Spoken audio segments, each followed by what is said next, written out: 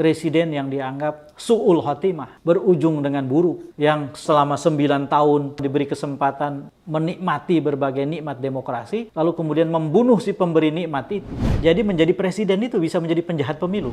Jangan pernah membagi bansos dan BLT dengan mengatakan ini dari Pak Jokowi. Jangan lupa anak Pak Jokowi ikut Pilpres 2024. Ada salam buat Pak Jokowi, kami akan sampaikan. Jangan pernah itu. Sebagai presiden saya haramkan semua orang melakukan itu.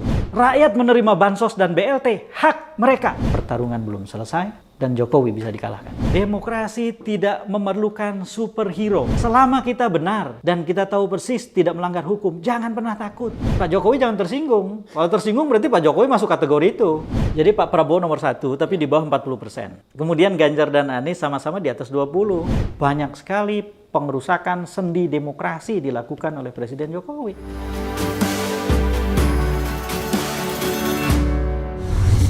Selamat datang di channel Abraham Samad Speak Up. Seperti biasanya, saya tidak sendiri.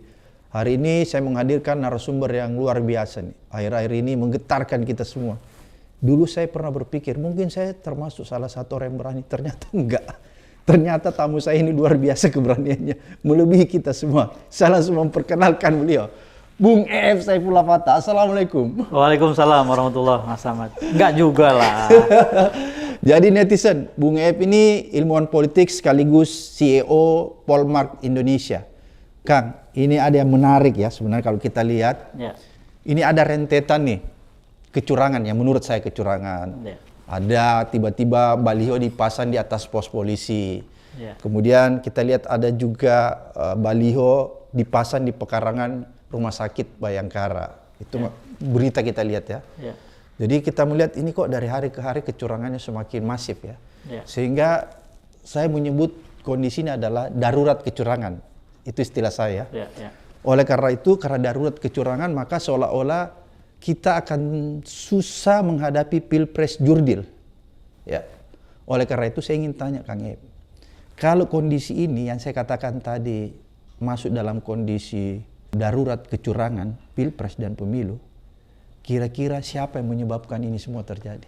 Ya. Yang pertama ini, bahwa saya mengistilahkannya kejahatan pemilu. Oh, kejahatan. Lebih keras ini berarti kan? Kejahatan pemilu ini omnipresent. Dia tersedia, bisa terjadi dalam praktek demokrasi dimanapun. Demokrasilah yang harus punya kemampuan untuk mengantisipasi, mengkanalisasi, menenggelamkan, meminimalkan. Ketika demokrasi punya kemampuan itu, kita sebutlah bahwa pemilunya berkualitas. Kira-kira begitu. Jadi kalau soal kejahatan pemilu, termasuk kecurangan di dalamnya, itu harus kita siapkan. Dilawan ya? Harus dilawan. Harus kita siapkan perlawanannya, maksud saya tadi. Kalimat saya nggak selesai, nanti disalahpahami lagi. Kecurangannya disiapkan. Disiapkan perlawanannya. Jadi memang harus dilawan.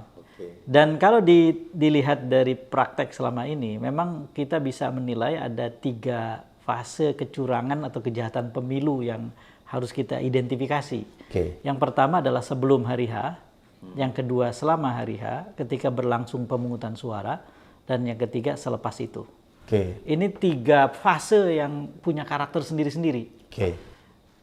Anggapan orang bahwa aparatur memihak, baik itu polisi maupun tentara, atau mungkin juga intelijen, entah intelijen di badan-badan yang mana saja, lalu kemudian birokrasi dan lain-lain, itu biasanya terjadi dalam fase yang pertama itu. Termasuk keberpihakan presiden, itu di fase pertama? Ya.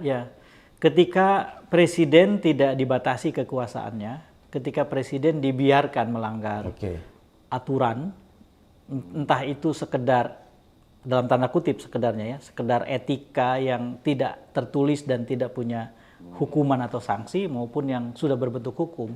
Ketika semua itu dibiarkan, itu bagian dari kejahatan pemilu fase pertama. Jadi menjadi presiden itu bisa menjadi penjahat pemilu. Oh gitu ya? Ya. Penjahat pemilu. Menjadi presiden, kepala negara juga bisa menjadi penjahat perang.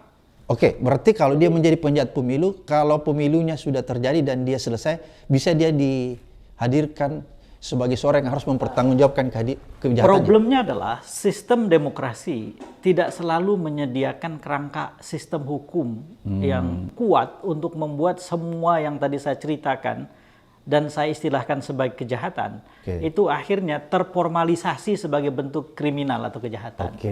Itu problem kita. Termasuk sebetulnya saya diskusi dengan beberapa orang, termasuk saya bertanya-tanya ke ahli hukum tata negara seperti Jainal Arifin Mokhtar misalnya. Salah satu problem kita di Indonesia itu adalah karena Mas Samad sudah memulai bicara, itu presiden tidak dibatasi kekuasaannya di dalam fase-fase atau masa-masa jabatannya yang krusial, terutama di ujung.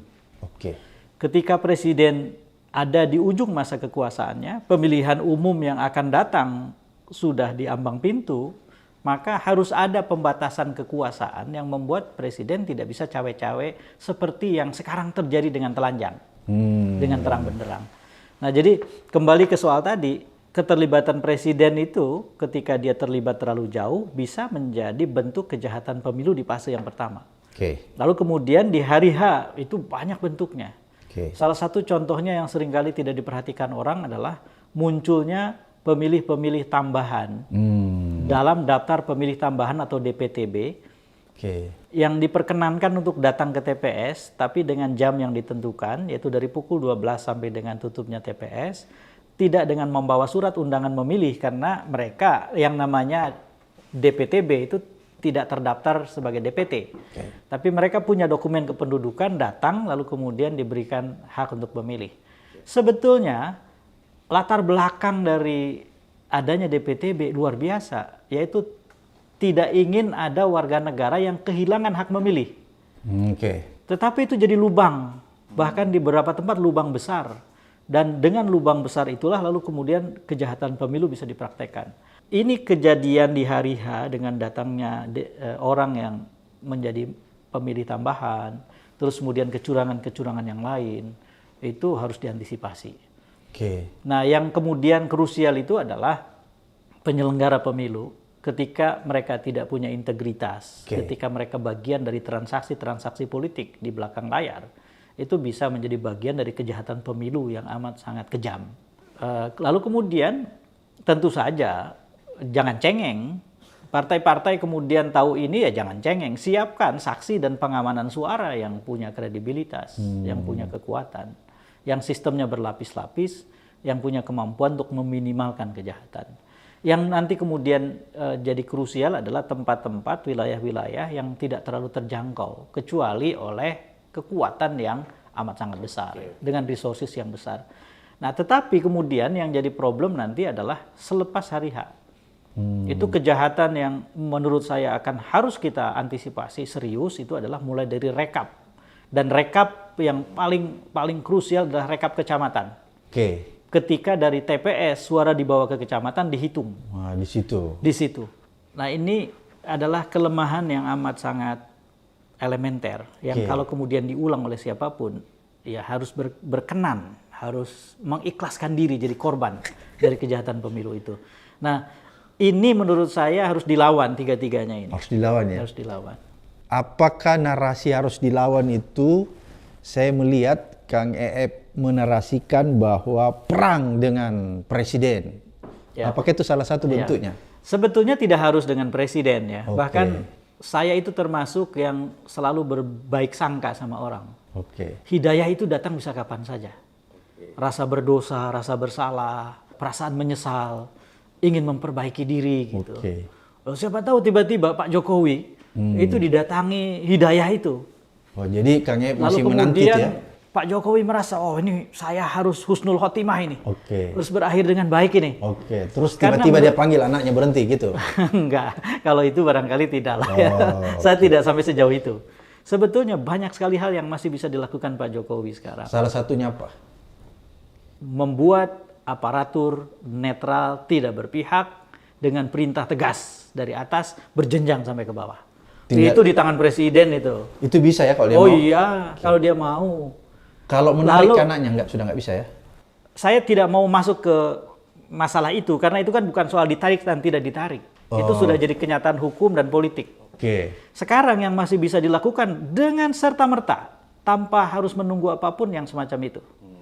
Lalu kemudian perintahkan kepada semua yang membagikan BLT dan bansos. Haram hukumnya. Saya Presiden Republik Indonesia dengan ini mengharamkan semua yang membagikan bansos, mempersonalkan bansos. Jangan pernah membagi bansos dan BLT dengan mengatakan ini dari Pak Jokowi. Jangan lupa anak Pak Jokowi ikut Pilpres 2024. Ada salam buat Pak Jokowi, kami akan sampaikan. Jangan pernah itu. Sebagai presiden saya haramkan semua orang melakukan itu. Itu masih bisa serta-merta kok. Habis dengerin kita ngobrol nih Pak Jokowi itu, wah iya, bener nih. Saya mau husnul khotimah nih. Ya bisa aja itu. Karena memang bansos ini rawan banget ya disalahgunakan. Iya, betul. Saya tidak ingin menuduh Pak Jokowi sedang melakukan itu. Saya ingin meminta kepala negara saya memerintahkan kepada semua yang membagikan bansos, hentikan personalisasi kalau masih ada. Saya tidak mau itu. Itu uang negara itu. Rakyat itu yang punya uang itu. Rakyat menerima bansos dan BLT, hak mereka. Bukan harus ditukar dengan memilih Prabowo Gibran. Bukan. Nah, yang semacam itu saya masih harapkan dari presiden. Dan saya tahu Pak Jokowi manusia. Dan sebagai presiden, Pak Jokowi itu berjejer dengan presiden-presiden yang lain. Dalam deretan presiden, orang akan membandingkan, ini warisan orang ini apa? Warisan Soekarno apa? Warisan Pak Saprudin apa? Saya sebut Pak Saprudin karena dia presiden.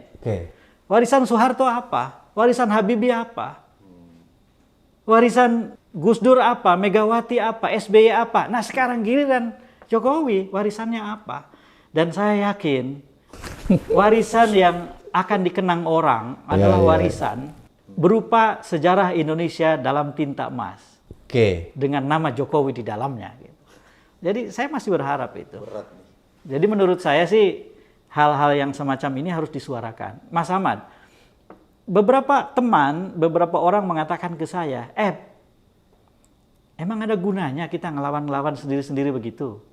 Menurut saya, yang harus diluruskan di tengah masyarakat itu adalah demokrasi tidak memerlukan superhero. Nggak perlu ya? Nggak perlu superhero. Demokrasi nggak memerlukan satu orang yang tiba-tiba datang ke Indonesia, mengibaskan sayapnya, terbang di atas Jakarta, terbang di atas kota-kota lain dan mengatakan, ikut saya, kita lawan kezoliman. Gitu. Tidak ada cerita begitu. Oh, nggak perlu ya? Demokrasi itu mewajibkan semua orang menjadi pahlawan. Bahwa setiap orang dengan usaha masing-masing itu punya makna. Perlawanan setiap orang maknanya besar. Karena ketika menjadi kumpulan, ketika menjadi agregat, maka itulah yang disebut dengan perlawanan demokratis yang berhasil. Berarti ini yang sedang Kang Ep lakukan ya bersama orang-orang yang masih peduli untuk menyelamatkan demokrasi termasuk kita semua. Dan saya tidak merasa besar dengan itu. Tidak ada orang dalam demokrasi yang harus dan boleh merasa besar. Ukuran kita sama. Suara saya dengan suara setiap orang sama, harus ditimbang. Yang kemudian membedakan adalah seberapa masih bertahan akal sehat, seberapa masih terjaga rasionalitas, seberapa masih setia dengan objektivitas, seberapa masih dingin dalam menilai fakta, seberapa masih adil ketika menilai keadaan dan menilai orang gitu. Ketika kemudian kita jaga semua itu, suara kita ini maknanya luar biasa. Jadi menurut saya, podcast kita ini harus dijadikan seruan ke setiap orang. Jangan menunggu superhero dan jangan menunggu orang lain untuk melawan. Untuk bersuara keras. Selama kita benar dan kita tahu persis tidak melanggar hukum, jangan pernah takut. Berarti kalau orang masih punya kesadaran, masih punya akal yang waras, dia harus terus meneriakkan perlawanan untuk menyelamatkan demokrasi konkret gitu ya? Betul, betul. Gitu ya, nggak boleh diam ya? Nggak boleh diam. Nggak boleh memilih sebagai orang yang safety player ya? Oh, tidak. Dan berkaitan dengan itu Mas Ahmad, sebetulnya juga ada satu berita buruk dalam demokrasi yang mengalami krisis. Berita buruknya itu adalah seringkali salah satu sumber krisisnya adalah demokrasi yang berjalan tanpa para demokrat. Sekedar contoh begini, ini banyak teman kita loh. Mereka tahu data, mereka belajar berdemokrasi, mereka selama ini sering bicara di mana-mana. Jauh belajar dari luar. Mereka khotib demokrasi, pengkhotbah demokrasi. Tapi Mereka tetap memihak satu kelompok yang menggunakan polisi. Mereka tetap membiarkan, bahkan membackup satu putaran. Tapi pada saat yang sama dengan di-backup oleh pelanggaran-pelanggaran dan kejahatan pemilu. Come on. Masa mereka nggak tahu sih? Iya. Itulah yang disebut sebagai demokrasi berjalan tanpa para demokrat. Mereka punya pilihan loh. Demokrasi itu bukan soal kalah dan menang. Kalau pilihannya adalah kalah dan menang, ya tentu saja secara manusiawi kita memilih menang. Tetapi dalam demokrasi itu ada salah dan benar. Ketika kita memperjuangkan kebenaran dan masih kalah pada satu titik, itulah yang disebut sebagai kekalahan yang tertunda. Sebab demokrasi menyediakan fasilitas untuk merehabilitasi harapan setiap orang. Dan itu lebih bermartabat ya? Bermartabat. Jadi menurut saya ini 2024 ini memberi pelajaran sangat banyak. Bagaimana pelanggaran, kecurangan, kejahatan berlangsung secara lumayan telanjang. Kita tidak usah menderetkan itu, sudah banyak beritanya di berbagai platform. Sudah banyak di mana-mana gitu. Nanti kalau kita kutip malah kita yang ditangkap kan? Kita bukan takut ditangkap. Dijejerkan saja fakta-fakta itu sudah banyak gitu. Semua orang tahu, loh kenapa kok masih memihak ke pihak yang salah gitu. Ini menarik pernyataannya, jangan berpihak kepada yang salah, kemudian menarasikan satu putaran. Ini kan survei yang menarasikan satu putaran, ini seolah-olah ingin menjebak publik ya. Memanipulasi publik. Oleh karena itu, kalau menurut Kang EF, apakah isu ini memang sengaja dikembangkan agar supaya ketika kecurangan yang dirancang secara sistematik untuk memenangkan yang bersangkutan dalam satu putaran itu menjadi justifikasi lewat survei yang sudah didahulukan. Buat saya ini bukan soal baru. Kebetulan kan beberapa kali saya terlibat secara cukup aktif dalam kontestasi yang berformat 2 putaran. Terjadi lagi pada Pilkada Jakarta 2017. Waktu saya membantu Jokowi JK di 2014 di Pilpres, kan tidak ada 2 putaran karena head to head, cuma 2 pasang. Jadi diskusi itu tidak relevan pada waktu itu. Tapi 2017 kan menjadi relevan karena ada 3 pasang kandidat. Dan pada waktu itu dari jauh-jauh hari kampanye bahwa Ahok Jarot menang 1 putaran sangat keras, sangat kencang. Lagi-lagi apa yang terjadi kemudian kan berbeda dengan apa yang dikampanyekan. Bahkan sebetulnya pada waktu itu menurut sebuah informasi yang saya terima dari mereka yang terlibat langsung menyiapkan itu, di satu tempat itu sudah disiapkan kembang api dan lain-lain di putaran 1 itu. Untuk pesta? Untuk pesta. Di satu tempat. Yang ketika kemudian hasil quick count-nya menunjukkan bahwa menang 1 putaran, maka malam harinya akan ada kembang api itu menghiasi langit Jakarta. Tapi kan manusia dan tim sukses hanya berencana, tapi Tuhan Sang Maha Pembuat makar yang menentukan gitu. Saya melihat kejadian itu berulang sekarang. Menurut saya, satu kekeliruan paling serius dalam menafsirkan survei adalah survei bulan kemarin digambarkan sebagai keadaan Februari. Itu nggak benar. Itu manipulasi ya? Ya, ketika kemudian diulang-ulang dengan sengaja jadi manipulasi. Ketika dia mengatakannya sekali, mudah-mudahan dia tidak tahu, itu tidak benar itu. Keliru dia. Keliru kalau satu kali ya, kalau diulang manipulasi. Kalau diulang manipulasi sudah, artinya dia punya rencana untuk membuat kekeliruan itu jadi alat bagi kerja pemenangan. Jadi kalau orang bikin survei bulan November, dia harus jujur mengatakan keadaan pada bulan November seperti ini. Seperti apa pada bulan Februari nanti? Oh, ada algoritmanya kalau dia memang serius mau berhitung. Dijejerkan itu survei-survei sebelumnya, lalu kemudian dilihat proyeksinya dengan beberapa kemungkinan. Itu pun tidak satu opsi, beberapa opsi. Dengan hitungan proporsional dan non-proporsional.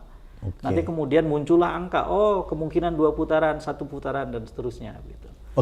Nah, ini kalau dipakai, maka sampai dengan data November kemarin, seperti yang kami miliki, kemungkinan besar 2 putaran. Karena tidak ada satupun kandidat yang mencapai 50% nanti pada saat. Kang Ep, saya ingin potong sedikit. Berdasarkan analisis atau survei mungkin yang dilakukan Kang Ep, apa sih sebenarnya yang terjadi nih? di Pilpres, apakah memang sesuai yang beredar, informasi yang beredar, yang menyesatkan, informasi yang menyesatkan, yang bilang 1 putaran, kemudian ada yang bilang kalaupun nggak 1 putaran sekarang ada salah satu paslon yang sudah mencapai 40% lebih dan yang lainnya masih belasan. Sebenarnya yang benar yang mana, Kang? Tolong disampaikan. Jadi ada satu fenomena menarik di Pilpres sekarang, yaitu terjadinya pertarungan kejutan. Kejutan ya. Karena tiba-tiba saja kita menjadi penonton dalam tanda kutip ya. Tidak ada orang jadi penonton, ini pakai tanda kutip, jadi penonton. Bagaimana Presiden Jokowi mencelat, dalam istilah saya di podcastnya Mas Samad tempo hari, berkhianat pada Bu Mega dan PD Perjuangan. Lalu kemudian terjadilah konflik yang amat sangat keras. Menurut teori ilmu politik, yang disebut konflik itu sudah terpenuhi syaratnya. Karena salah satu syarat yang sangat penting itu selain harus ada 2 pihak atau lebih, itu ada mutually opposed. Jadi saling bertikai, saling melawan gitu. Bu Mega sudah marah dengan kemarahan seperti itu. Pak Jokowi sudah bersikap dengan sikap-sikap yang tidak perlu dikatakan pun kita sudah tahu apa isinya. Jadi sudah ada konflik ini yang sangat keras. Nah, yang terjadi di lapangan sekarang itu adalah kenaikan Prabowo dan Gibran berdampak pada kerusakan elektoral pada Ganjar Mahfud. Jadi ketika ada naik Prabowo Gibran, lalu kemudian terjadi penurunan pada Ganjar Mahfud. Rupanya sasaran tembak Prabowo Gibran di banyak tempat itu adalah kantong-kantong yang dulu menyatukan Bu Mega dengan Pak Jokowi. Inilah yang terjadi. Jadi digembosi nih Ganjar dan Pak Mahfud. Kata digembosi saya tidak tahu tepat atau tidak. Yang jelas katakanlah asumsikan ini kontestasi, ini kompetisi. Terjadi kompetisi yang sangat sengit di antara 2 kubu itu. Ketika kemudian saya pernah mendengar konferensi pers dari tim kampanye nasionalnya Ganjar Mahfud, yang mengatakan hati-hati ini ada kecurangan dan seterusnya dan lain-lain gitu. Nah, kalau kemudian itu ternyata faktual dan benar, maka kita sebut bahwa korban dari kejahatan pemilu jika itu memang dilakukan adalah Ganjar Mahfud. Bukan Amin. Nah, Amin ada di wilayah yang lebih jauh dari jangkauan Prabowo Gibran ketika mereka melakukan langkah-langkah dramatis untuk menaikkan suaranya, untuk menaikkan dukungan elektoral. Inilah yang menyebabkan kemudian yang terjadi adalah dampak langsungnya sekarang itu pada Ganjar Mahfud. Jadi menurun ya? Terjadi penurunan, kenaikan pada Prabowo dan penurunan pada Ganjar, kemudian Anies mengalami kenaikan sekalipun terbatas. Nah, situasi ini tetapi bukan situasi 14 Februari, itu yang penting. Bukan gambaran yang 14 ya. Rumusnya itu selalu mengkombinasikan antara kerja elektoral dan non-elektoral. Jadi kalau kerja elektoral itu kita kalau pakai rumus E gitu, ada kerja non-elektoral, NE. Nah, E ini penting, karena E ini tidak bisa dikendalikan siapapun. Yang mengendalikan adalah hati setiap orang yang dalam detik-detik yang terakhir ketika dia akan mencoblos di tempat pemungutan suara, hatinya membisikkan sesuatu padanya. 1, 2, atau 3. Ketika kemudian dia melakukan pilihan berbasis hatinya, maka terjadilah peta hasil pemilu. Itulah yang disebut sebagai elektoral. Tetapi yang non-elektoral ini dilakukan dari jauh-jauh hari dengan misalnya memobilisasi aparatur yang berpihak dalam beragam jenis, memobilisasi birokrasi sampai ke tingkat pemerintahan yang terendah, misalnya kepala desa dan lurah, untuk menggerakkan sesuatu. Mempolitisasi bansos. Antara lain, mempolitisasi, bukan politisasi, personalisasi sekarang itu. Personalisasi ya. Bansos itu adalah sesuatu yang layak diterima warga di Indonesia sekarang, menurut saya. Keadaan sedang susah. Harus ya. Itu adalah hak mereka. Yang sekarang jadi persoalan itu adalah bukan BLT dan bansosnya diadakan sekarang. Tidak. Kapanpun bansos itu diperlukan sekarang dalam keadaan kesulitan hidup yang luar biasa. Yang jadi persoalan itu ada di personalisasi. Seolah-olah itu bukan uang negara, bukan uang rakyat, dan itu mewakili pemberian seseorang gitu, atau sekelompok orang. Itu nggak betul itu. Nah, yang semacam itu, yang non-elektoral semacam itu, punya peranan. Tetapi yang elektoral ini juga tidak kalah penting peranannya. Jadi tampil dalam debat dengan baik, menjaga diri, tidak membuat blunder, berbicara, bersikap selayaknya sebagai calon pemimpin yang bisa dipercaya, menampilkan diri dengan utuh, dengan memperlihatkan bahwa dia bukan hanya punya citra yang baik, tapi punya identitas yang terjaga dan punya integritas yang sama terawatnya. Ketika kemudian identitas utuh itu kelihatan oleh pemilih, itulah yang akan menggerakkan secara elektoral. Ketika alat penggerak mereka sampai ke bawah-bawah, sampai ke rumah-rumah dan pertetanggaan, makin efektif. Ketika suaranya dijaga di TPS oleh kesaksian para saksi-saksi yang terlatih dan siap untuk melawan setiap kejahatan pemilu, makin terjaga. Nah, kerja-kerja elektoral itu berjalan. Jadi kalau ada pengamat atau siapapun yang seringkali mensimplifikasi, ini semua sudah diatur kok, yang ini sudah dapat 17% pasti, yang ini 20-an, ini satu putaran. Aduh, nggak begitu dong. Masa kita dianggap semua bodoh sebodoh-bodohnya sampai mau menerima teori begitu gitu? Enggak lah, enggak begitu. Nah, jadi menurut saya yang paling deg-degan adalah mereka yang sedang berkuasa dan menyelewengkan kekuasaannya. Pak Jokowi jangan tersinggung. Kalau tersinggung berarti Pak Jokowi masuk kategori itu. Iya kan? Saya cuma bilang bahwa orang yang berkuasa akan deg-degan kalau mereka menyelewengkan kekuasaannya sekarang, sementara hasilnya nggak bisa diduga. Karena itu nanti harus dipertanggungjawabkan ya? Iya, itu pertanggungjawabannya kalau menurut Ustadz Samad kan sampai ke akhirat kemana-mana itu. Mungkin kalau itu dia nggak terlalu peduli kan. Yang dia takut itu pertanggungjawaban pidananya nanti. Ya? Menurut saya sih begini, yang paling penting buat Pak Jokowi itu adalah setelah jadi presiden, seberapa hormat orang padanya. Itu yang harus dia ingat. Seberapa hormat Abraham Samad sama dia. Seberapa hormat Ayat Saifullah Fatah sama dia. Seberapa hormat orang-orang sama Pak Jokowi. Itu penting loh. Karena itu legacy ya. Jadi bukan soal, oh ini pemenang terus-menerus gitu. Dan itu juga salah. Pak Jokowi pernah kalah, Mas. Jakarta 2017 adalah kekalahan Pak Jokowi. Emang Pak Jokowi nggak memihak pada waktu itu? Waktu Ahok kalah itu berarti kekalahan Jokowi ya? Iyalah. Ini menarik nih. Kita baru tahu bahwa kekalahan Ahok adalah kekalahan Jokowi. Pura-pura baru tahu. Kang Ep, ada yang menarik tadi nih. Hasil tuh ya. Kira-kira kalau menurut analisis Kang Ep, hasil survei Kang Ep, kisaran aja, nggak usah sebutkan angka pastinya.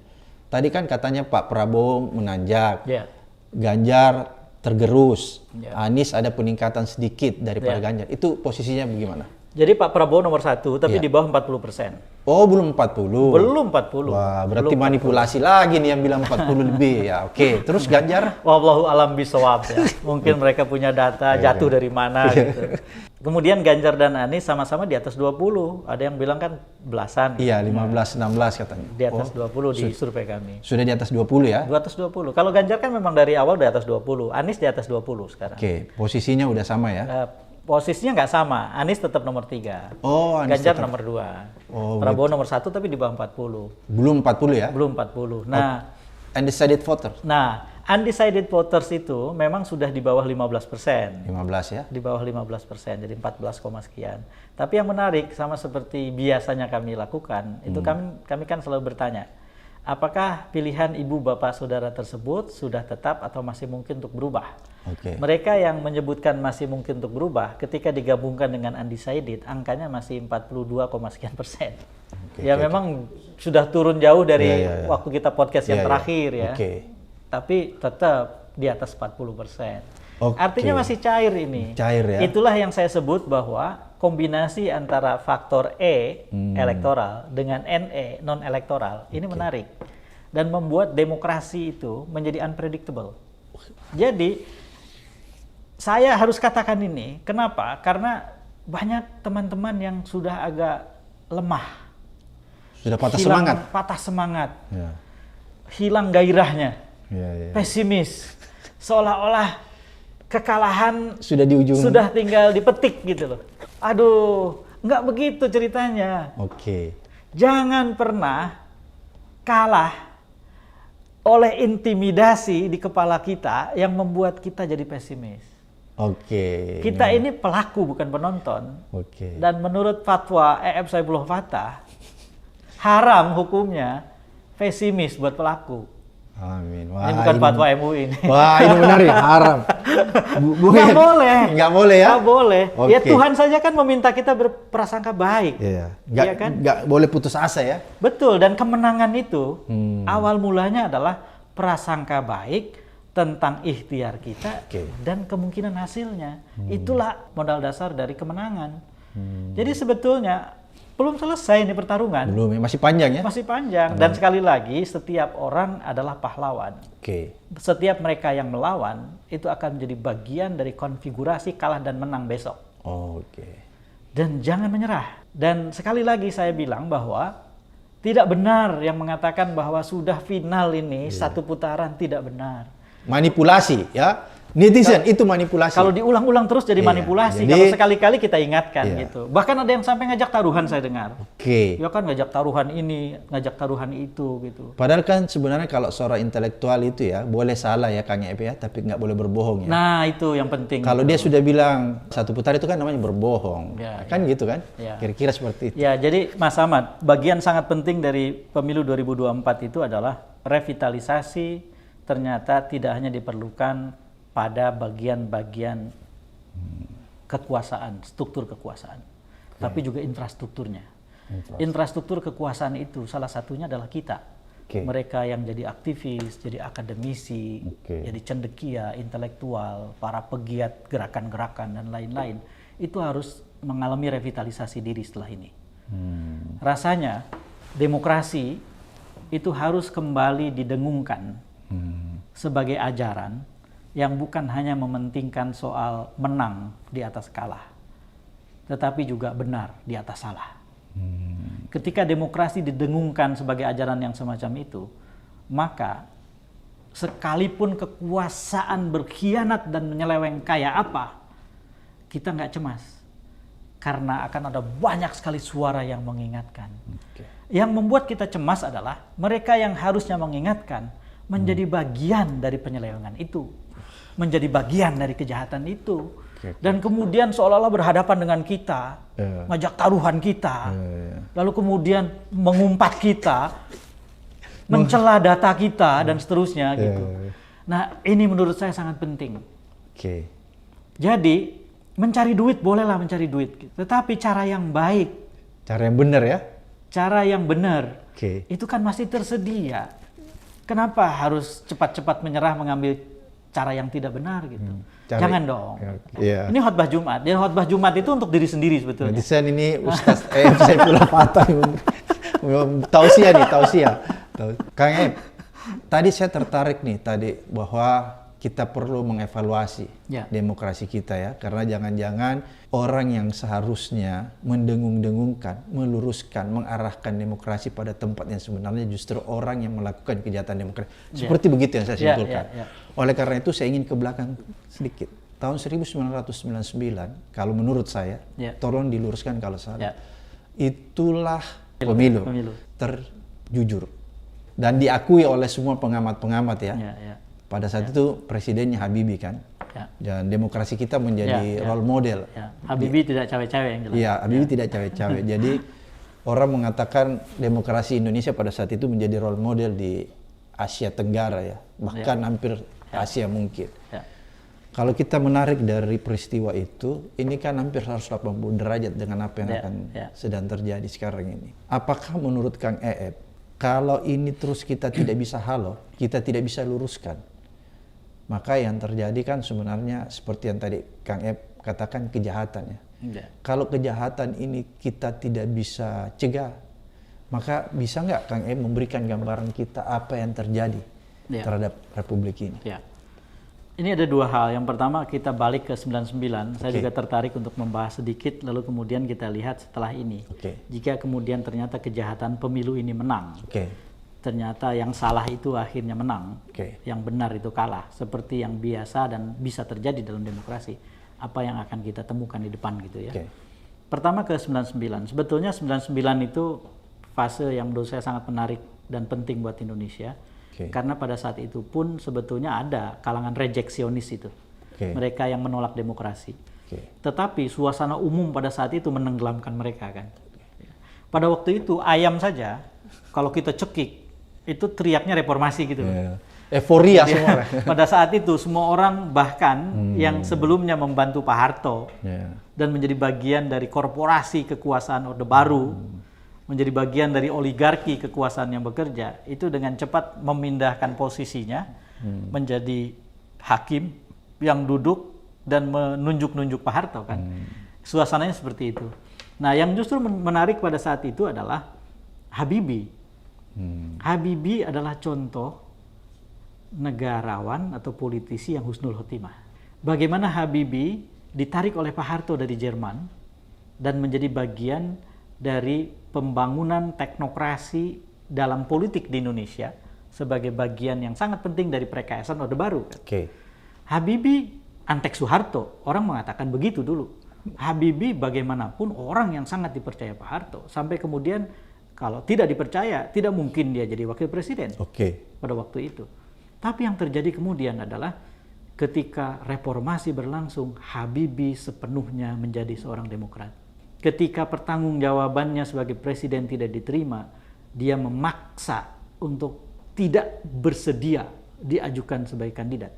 Padahal sebenarnya masih bisa ya? Ada tokoh-tokoh dalam Golkar yang masih menginginkan dia maju. Pak Habibie yang menolak. Dan tidak ada aturan ya kalau laporan pertanggungjawaban ditolak nggak bisa maju kan? Nggak ada aturan? Tidak ada aturan. Berarti dia bisa ya? Dia bisa. Lalu kemudian dia menyelenggarakan pemilihan umum tanpa cawe-cawe.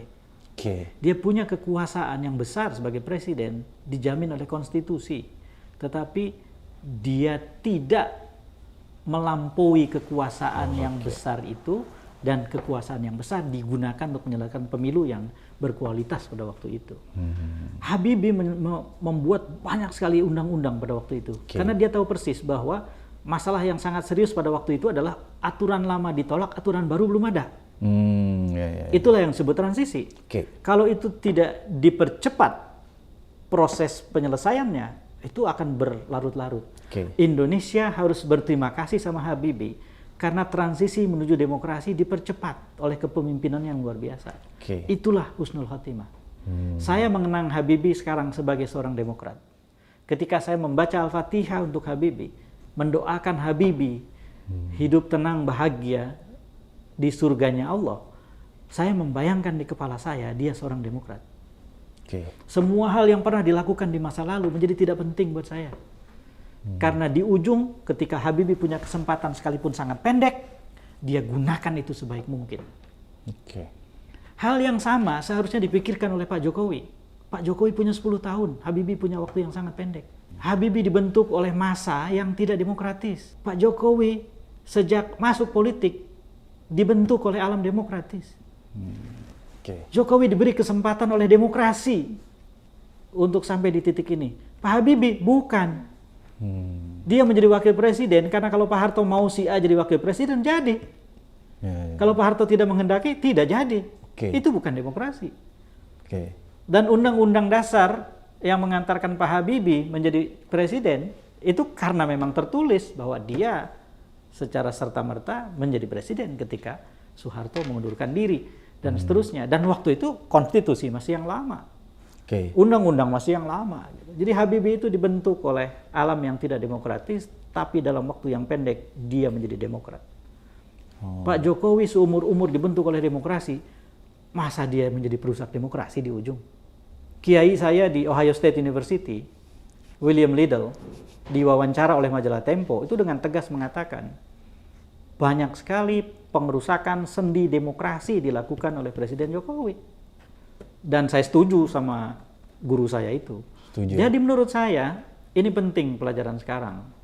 Dan sekali lagi Mas Ahmad, saya tidak ingin Pak Jokowi menarik Gibran, itu sudah kenyataan politik dan hukum lah. Tidak realistis kalau saya katakan itu.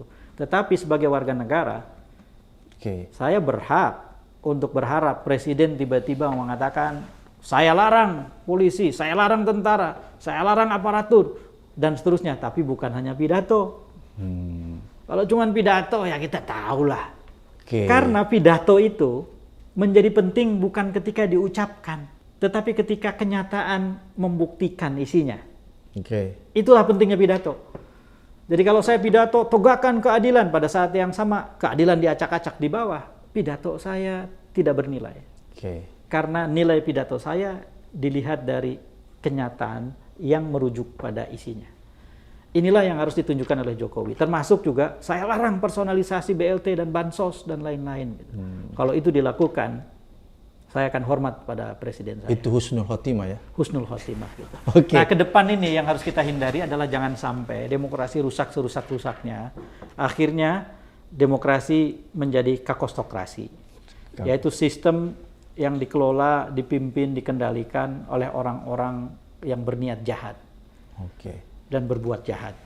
Itu tidak boleh. Ini sekedar bayangkan ini. Misalnya Prabowo Gibran menang. Pak Jokowi jadi ketua umum Partai Gerindra. Gibran jadi ketua umum Partai Golkar kan. Kaisang sudah jadi ketua umum PSI kan. Ini cuma bayang-bayangin nih. Ini bukan tuduhan nih. Terus kemudian DPR itu kayaknya jangan-jangan kalau memang seperti itu konfigurasinya sudah 50% lebih sedikit itu partai-partai itu. Presidennya Pak Prabowo, pendiri Gerindra. Wakil presidennya Ketua Umum Golkar, anaknya Pak Jokowi. Ya kita harus siap-siap. MK akan dipimpin oleh siapa nanti? Kalau situasi itu terjadi, saya tidak bisa membayangkan. Ini karikatur. Saya pembuat karikatur, Mas. Enggak. Jadi kalau menurut saya bukan karikatur. Saya bukan orang politik ya, tapi saya bisa membayangkan dan saya bisa menganalisa bahwa kemungkinan besar itu akan bisa terjadi. Kemungkinan besar. Semua kemungkinan bisa terjadi. Oleh karena itu sebenarnya forum ini kita harus membangunkan rakyat, membangunkan masyarakat supaya dia nggak tidur. Karena kalau dia tidur itu bisa terjadi. Oleh karena itu saya ingin kembali Kang Ep. Tadi kan Kang Ep bilang itu antara Mega dengan Jokowi itu sudah konflik yang nggak bisa lagi orang katakan enggak lah gitu ya. Tapi kenapa sih sampai sekarang ini kita tidak lihat tidak ada tindak lanjut secara konstitusi. Ibu Mega melakukan langkah-langkah untuk menyelamatkan demokrasi dan konstitusi ini. Misalnya lewat pemaksulan. Ini kok apa Ibu Mega takut? Pertanyaannya harus dikoreksi nih pertanyaannya. Dikoreksi. Ini tidak adil sama Bu Mega. Pertanyaannya jangan kenapa Bu Mega tidak mau menyelamatkan demokrasi. Tapi pertanyaannya bagaimana nih? Pertanyaannya ada mengapa Bu Mega tidak ada gejala mau memakzulkan segera. Itu dua hal yang berbeda itu. Karena menurut saya jawabannya adalah sepertinya Bu Mega ingin menyelamatkan demokrasi. Karena demokrasi akan rusak kalau tahapan pemilu rusak. Dan pemilu 14 Februari batal. Maka dia nggak mau lakukan itu. Nggak mau lakukan itu. Dan kalau kemudian itu terjadi, yang untung kan yang orang yang ingin jabatannya lebih panjang. Orangnya kita tahu tanpa harus disebutkan. Mas Samad aja udah, O-nya panjang sekali. Berarti kan tahu orangnya. Lalu kemudian pada saat yang sama, di tengah situasi yang tegang seperti ini, mendesakkan agenda pemakzulan secara formal, itu bisa memancing kericuhan, keributan, anarkisme yang tidak terkelola. Kalau itu terjadi, maka sudah cukup klausul, sudah cukup alasan untuk menggunakan klausul kegentingan yang memaksa. Maka keadaan darurat diberlakukan. Kalau itu yang terjadi, kekuasaan semakin memusat. Ya kita saja akan langsung ditangkap ini kalau di bawah keadaan darurat, Mas. Itu ada ayat dan pasalnya itu. Itu bisa langsung ditangkap kita ngomong begini nih. Kita harus segera texting keluarga kita. Siap-siap. Doakan ayah, doakan papa gitu. Nah, itu orang tidak inginkan, Bu Mega tidak inginkan. Dan pada saat yang sama, saya berharap orang seperti Bu Mega, orang seperti Pak Mardiono, orang seperti Surya Paloh, orang seperti Ustadz Ahmad Saihu, atau Ustadz Salim, orang seperti Muhaimin Iskandar, sudah semua tuh ya, 5 partai ya, adalah orang-orang yang sampai sekarang masih merawat optimisme mereka bahwa pertarungan belum selesai dan Jokowi bisa dikalahkan. Menurut saya sih mereka berhak dan sewajarnya optimis. Mereka sedang bekerja sekarang pasti. Walaupun ada ancaman kecurangan, dia masih tetap optimis. Kecurangan selalu ada dan mereka tahu persis pasti. Jadi mereka sedang melawan sekarang. Mereka punya mitigasi ya? Saya berharap begitu. Saya tidak tahu persis, tapi saya berharap begitu. Dan ya harus saya katakan bahwa kecurangan itu kan pelakunya bukan hanya Pak Jokowi, potensi pelakunya bukan hanya Pak Prabowo, bukan hanya Pak Airlangga, bukan hanya Pak Zulkifli Hasan, apalagi itu partai-partai di sana. Bukan hanya. Tapi bisa siapa saja ya? Bisa siapa saja. Termasuk nama-nama yang sebelumnya saya sebutkan kan. Jadi bisa siapa saja. Artinya pengetahuan tentang pola curang dan lain-lain mereka miliki kok. Sekarang bagaimana memanfaatnya untuk melawan itu. Nah, yang sekarang itu harus dilawan oleh warga negara terutama itu adalah bahwa jangan sampai membiarkan sesuatu yang buruk dan busuk terjadi di lingkungan tempat kita tinggal dan kita diam. Itu penting. Jadi sebetulnya pemantau pemilu yang paling efektif adalah setiap pemilih yang terpanggil. Tahun 99 saya bersama rombongan menjadi pemantau pemilu di satu negara Eropa Utara, di Finlandia, tahun 99. Terus kemudian dengan naifnya salah satu dari kami bertanya kepada ketua KPU atau menteri kehakiman, saya lupa persis pada waktu itu, dengan pertanyaan, bagaimana dengan pemantau pemilu di sini? Waktu itu Indonesia kan mau pemilu 99, makanya pertanyaannya pemantau. Waktu itu di sini pemantauan pemilu itu sedang jadi tren. Jawabannya adalah, di sini tidak ada organisasi pemantau pemilu. Karena setiap pemilih menjadi pemantau pemilu. Jika nama Anda tidak ada terdaftar dalam daftar digital di tempat pemungutan suara di mana Anda ditetapkan, Anda bisa membawa penyelenggara pemilu setempat ke pengadilan. Dan mereka terancam oleh hukuman yang serius. Jadi artinya ketika hukum ditegakkan, sudah begitu detail menjaga hak setiap pemilih dan warga negara, maka sebetulnya warga negara akan menjadi pemantau yang efektif. Maka agenda ke depan, Mas Ahmad, saya sangat berharap ada presiden yang bisa mengubah Indonesia, tetapi tidak dengan pendekatan mengatasi sakit kepala dengan obat analgesik. Kalau kita sakit kepala, kita pakai obat analgesik, maka yang sebetulnya diatasi cuman rasa sakit kepalanya, bukan sumber sakit kepalanya. Nah, kalau setiap presiden melakukan itu, demokrasi Indonesia tidak pernah sembuh dari sakitnya. Misalnya ancaman oligarki. Kita buat, ini mungkin untuk podcast kita berikutnya nih Mas. Kita buat dong undang-undang pendanaan politik. Yang membuat teratur semuanya, ada pertanggungjawaban, transparansi dan lain-lain. Nanti kita bisa kembangkan. Nah, itu yang disebut dengan mengatasi rasa sakit dari sumbernya, bukan pakai obat analgesik. Atau presiden, sekarang kan kita nerima kenyataan nih, ternyata presiden Indonesia itu bisa cawe-cawe segitu rupa ya. Diakui lagi sama yang bersangkutan kan. Berarti kita harus buat undang-undang. Kita perlu undang-undang pembatasan kekuasaan presiden di waktu-waktu khusus, terutama di ujung masa kekuasaan. Atau undang-undang konflik kepentingan mungkin. Atau cukup memperkuat undang-undang presiden. Karena yang kita miliki kan undang-undang kementerian negara. Nah, undang-undang presiden itu harus diatur. Jadi hal-hal yang semacam itu harus jadi pikiran, rencana, cita-cita, agenda, dan dilaksanakan oleh pemimpin kita berikutnya. Bukan orang yang mau membagikan makan siang gratis. Susu gratis bukan.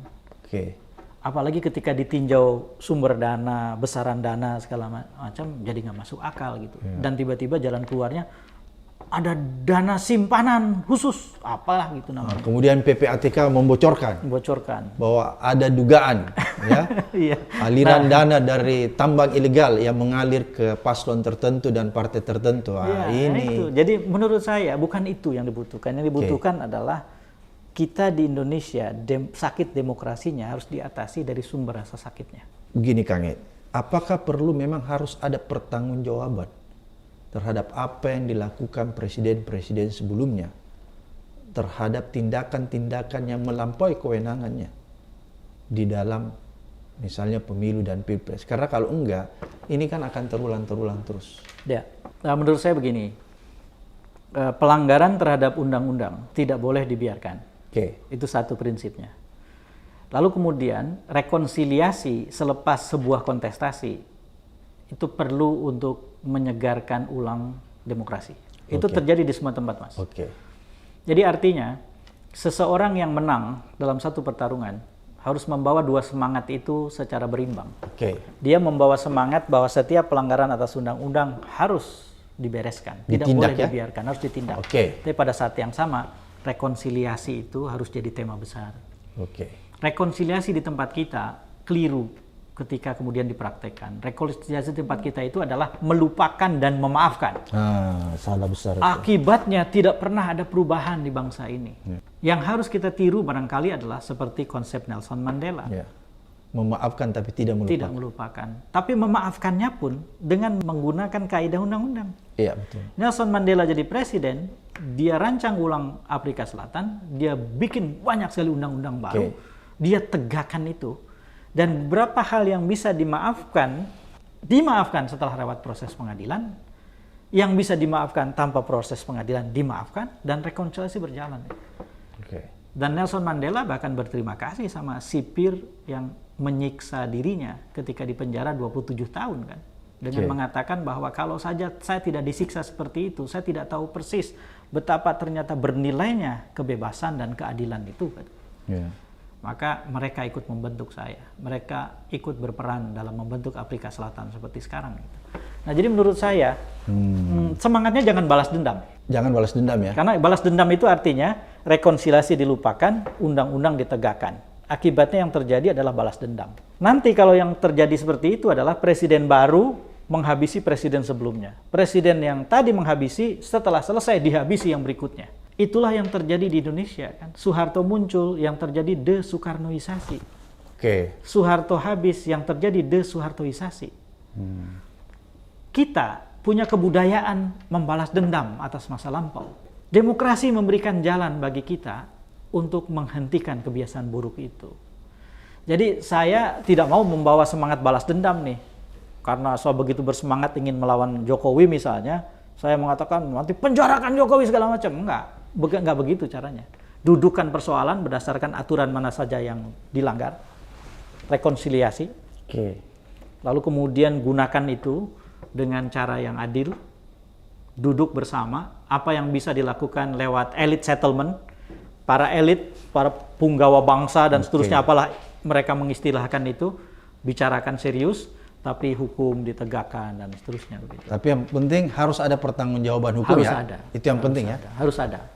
Karena kan salah kadang-kadang kita memaknai rekonsiliasi ya kalau di Indonesia. Tetapi Mas Ahmad, hukuman yang terbesar buat seorang mantan presiden adalah ketika orang di negara itu tidak lagi menganggap dia sebagai pahlawan, sebagai orang yang berjasa, sebagai orang yang layak dihormati. Itu hukuman yang terbesar sebetulnya.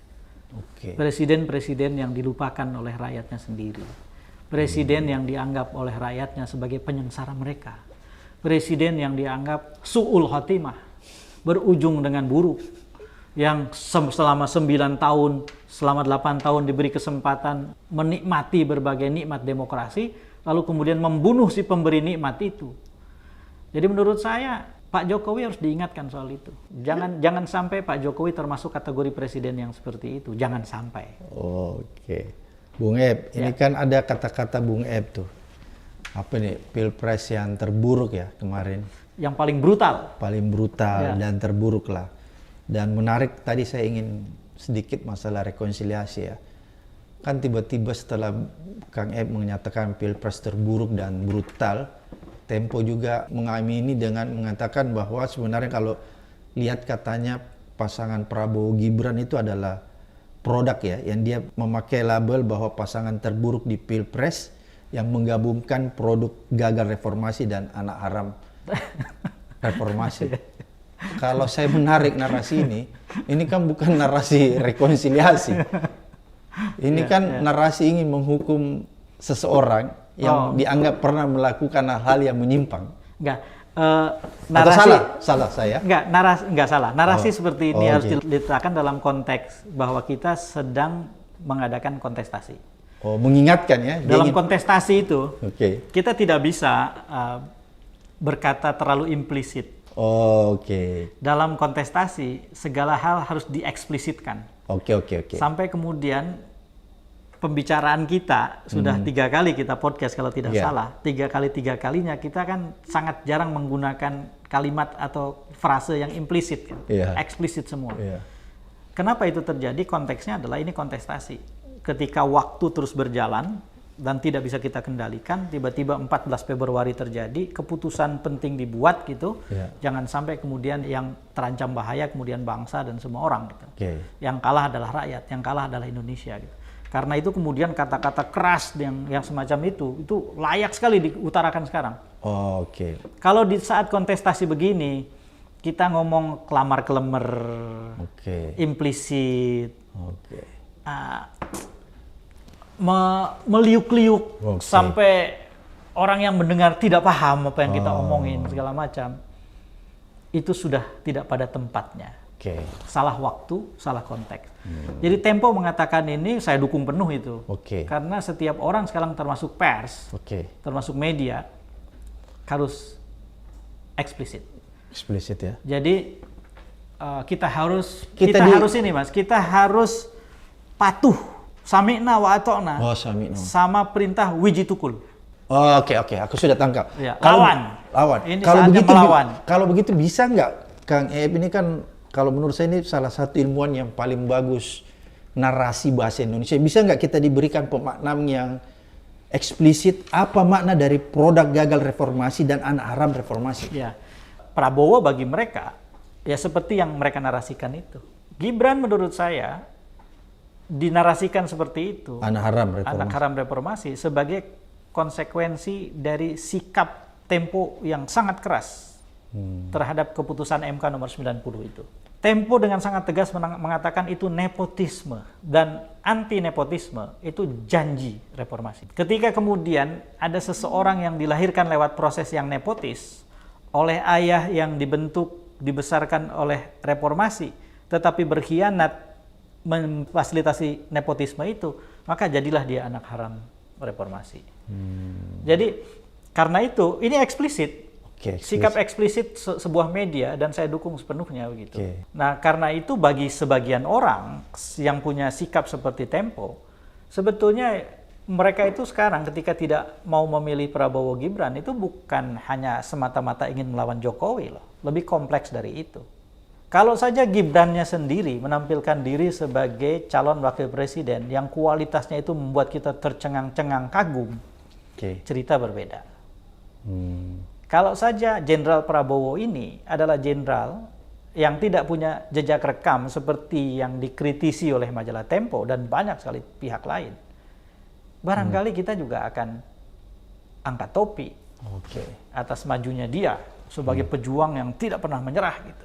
Saya hanya ingin menganjurkan kepada semua orang untuk tidak berpatah arang, bahwa setiap kita punya kewajiban untuk melawan. Dan melawan itu tidak harus memanggul Indonesia sendirian. Setiap kita, jika ada keburukan dan kebusukan, jika ada kejahatan pemilu, jika ada kecurangan di sekitar kita, jangan diam. Kita memang tidak bisa langsung memperkarakan dan kemudian menang dengan gagah mengatakan, saya tundukkan mereka. Tidak. Mereka-mereka yang mau melawan ini dibantu oleh teman-teman yang menjalankan fardu kifayah. Fardu kifayah itu adalah sebagian kecil orang merasa bahwa orang lain harus dibantu, orang lain harus diberitahu, orang lain harus diedukasi. Nah, semakin banyak orang yang menjalankan fungsi itu, saya yakin besok kita akan tersenyum tanggal 14 Februari. Terima kasih Kang Ep atas informasi, edukasi, serta pencerahannya. Mudah-mudahan apa yang disampaikan Kang Ep menuntun masyarakat kita untuk bisa melihat kebenaran yang ada di depannya, sehingga di tanggal 14 orang bisa membuka hatinya lebar-lebar untuk memilih pemimpin yang punya integritas, yang punya karakter, yang bisa membawa Indonesia jauh lebih baik. Terima kasih, sampai ketemu di episode berikutnya di Abraham Samad Speak Up.